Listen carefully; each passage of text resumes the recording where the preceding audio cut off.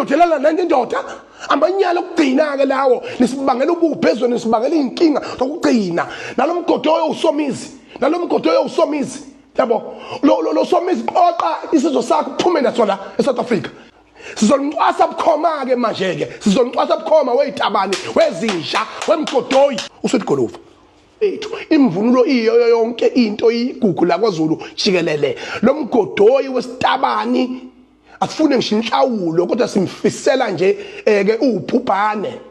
ukuthi azokwazi ukuthi ke lesi sitabani sithatha imvunulo iphelele kwaZulu inja nje lento edeserve ukuboshwa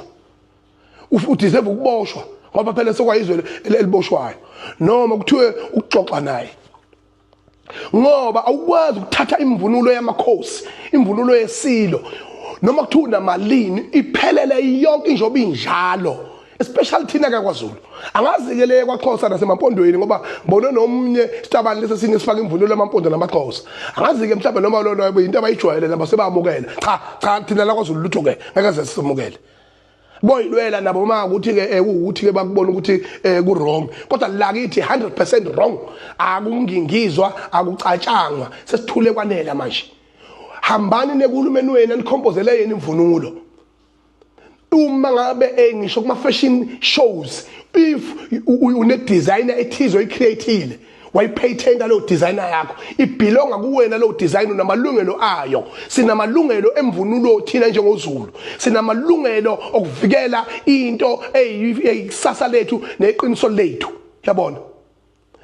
nanjengoShembe njengoba uShembe khona nje ngeke ayivumele ukuthi kutholakale umNazaretha umuntu evunule wayesefaka umNazaretha bese enza noma yini avunule ngemvunulo kaShembe bese enza noma yini ewuhlobonga newucindezela phansi isikompilo lenkolo yakwaShembe ngeke amaNazaretha ayivumele leyo nto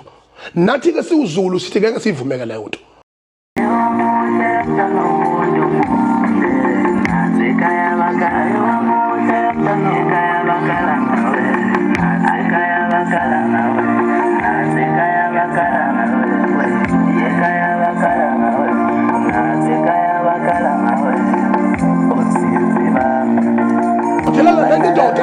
Amanyala